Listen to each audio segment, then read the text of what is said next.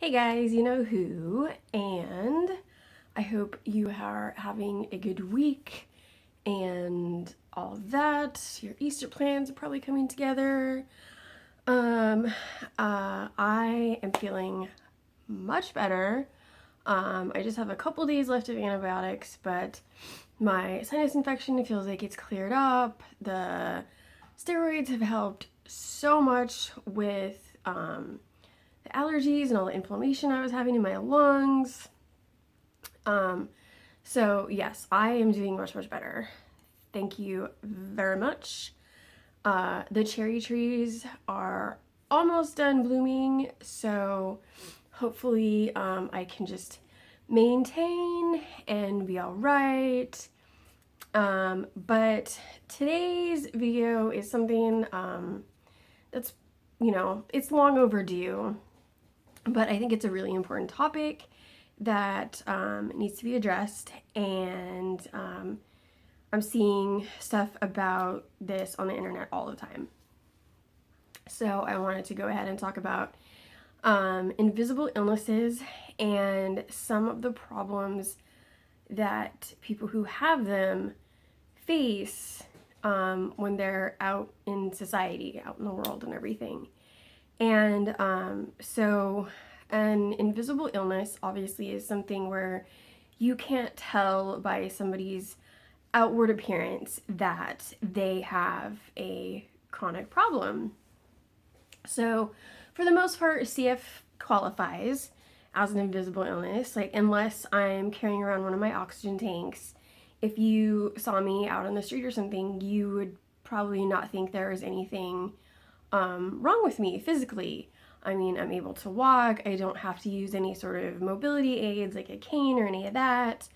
I don't even have a limp. You can't tell just by looking at me that I have a chronic disease. And I read somewhere not too long ago that over 90% of people with a chronic illness have an invisible illness. So you can't tell by their outward appearance. And so that's a lot. That's like the vast majority of people with a chronic problem who don't look like they have an issue. Everything is fine outwardly.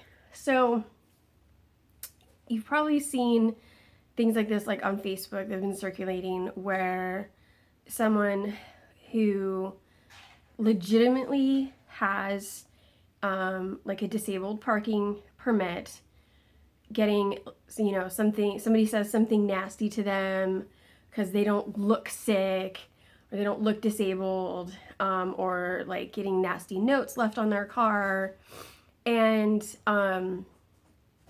that is that's really sad that that happens, because I mean, you shouldn't judge anybody for any reason anytime. Especially people that you don't know. You don't know what somebody else is going through and dealing with in their life. But even more so for people with some types of disabilities, like if you have like severe anxiety or anything, that can be very triggering for people.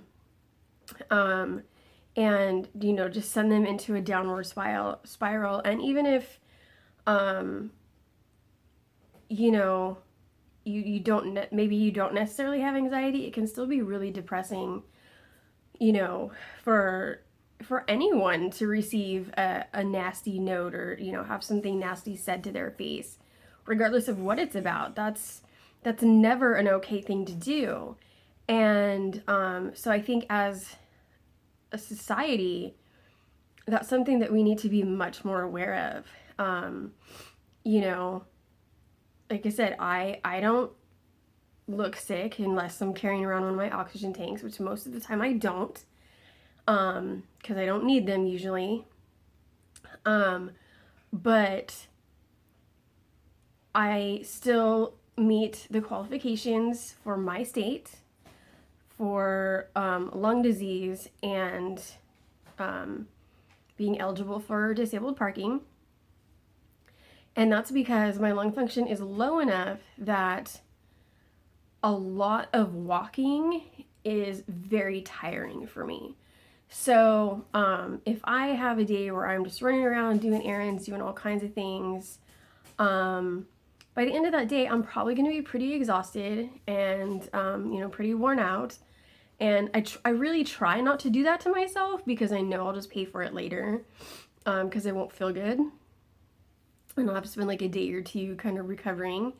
But there are some times where it's just unavoidable. I just have a busy day. That's life. And so on those days, I will generally use my disabled parking whenever I can, just to save myself some of that exertion and hopefully not wear myself out to the point of just being useless for the next couple days. And, so I have a legitimate need.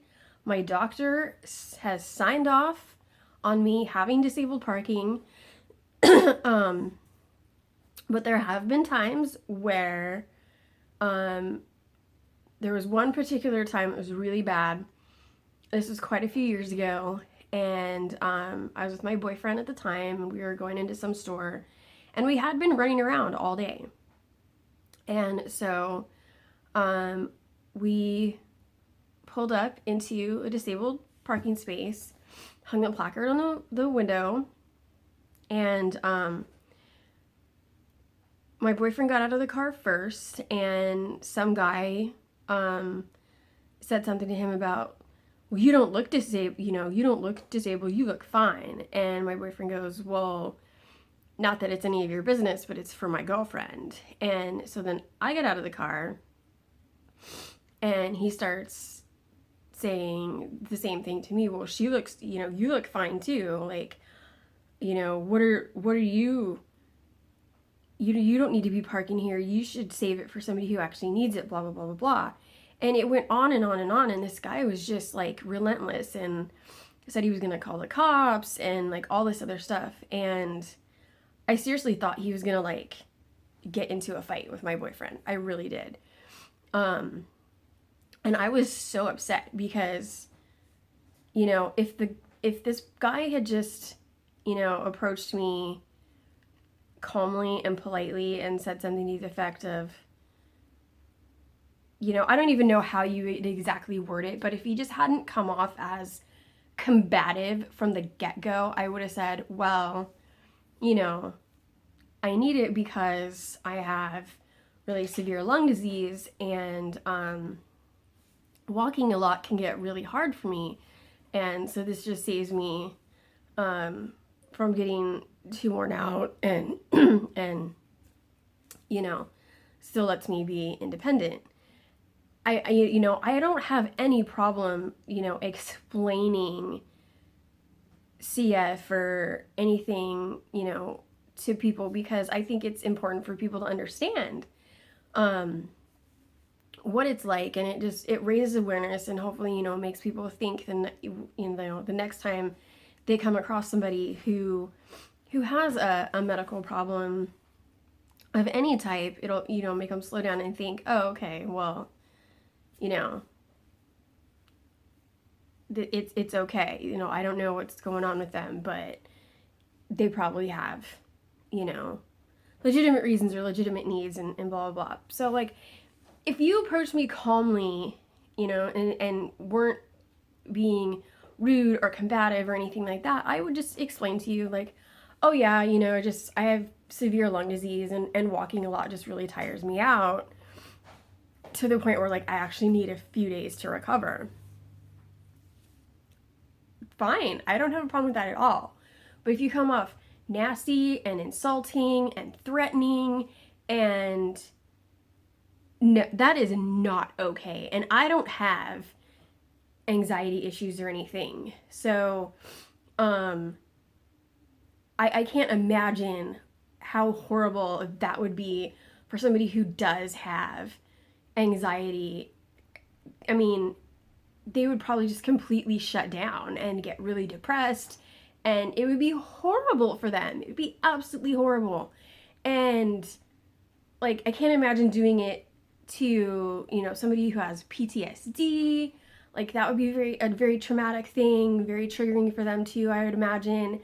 And it's just a horrible thing to do. You don't know what is going on in that person's life. You don't know, what their problem might be.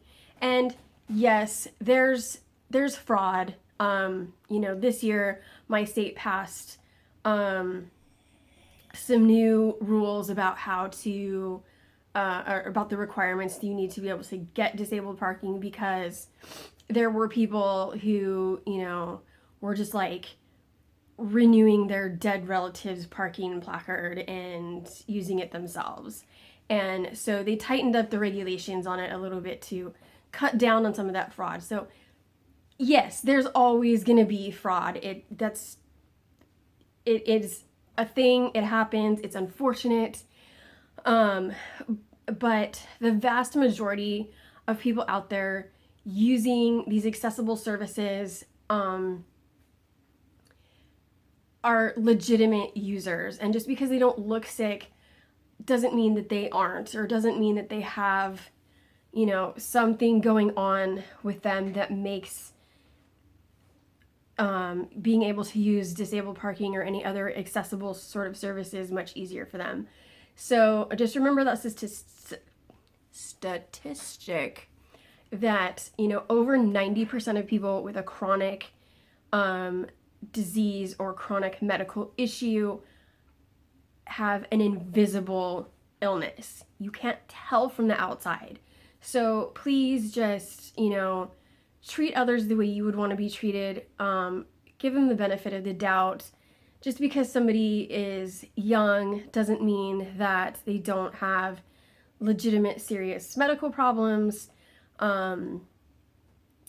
Just because there's a picture of a wheelchair on the disabled parking spaces doesn't mean you have to be in a wheelchair or use a mobility device to qualify for disabled parking. So just, stop, take a minute, think.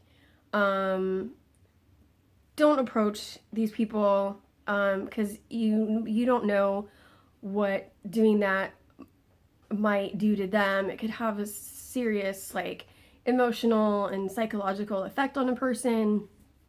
Don't call the police. Honestly, there's not enough fraud that goes on that the police will just drop whatever they're doing to come out and investigate a disabled parking situation, since, like I said, the vast majority of people are using it legitimately. And, I've been approached at random, by cops who just want to verify that my disabled parking is actually mine. It was issued to me, and that's fine. But it's always been a case where I pull in somewhere and there's already a cop there. No cop has ever just showed up randomly out of nowhere and been like, I need to check your stuff. They were already right there. So they were just, so it's really pointless to call the police. It really truly is. If they show up at all, it could be hours, because they have other more important things to do. And you're really gonna sit there for hours and detain a person unlawfully, maybe if you block their car in or something, you're just gonna be the one who ends up getting in trouble for unlawfully detaining a person. And so it's really not worth it to say anything or leave a note or call the police. It is not worth the time and the headache and the potential trauma that you're going to cause. It's not going to turn out good for anybody. So just don't do it, please. Just stop and say, hey, I don't know this person. I don't know what's going on in their life. And, if they need to use it, then it's none of my business. Their personal life is none of my business. I'm just going to go about my day, and everybody's going to be much happier for it. That now, on the other hand, if you have a friend or somebody who, is using a disabled parking placard that you know is not theirs, then I would maybe sit down and talk to them and say, hey, you know, what you're doing really isn't cool. And, you know, it's illegal. And, you know, hey, maybe show them this video and just be like, you know, you're taking that away from somebody who legitimately needs it. So, I mean, it's walk the 20 extra feet to the grocery store. For most people, that's not a big deal at all. But on days, some days for me, like that 20 feet can make the difference between having to go home and take a 3-hour nap or, you know, coming home and still being able to do a load of dishes or something. So just please bear that in mind when you're out and about in public, and just be nice, you know, in all situations, not even just this kind of thing. Just treat somebody how you would want to be treated, or how you would want your grandmother to be treated, or your brother or sister or friend or boyfriend or husband or wife, or whatever the case may be. Just, you know, save yourself and them the headache and the hassle and the turmoil, and just go about your day.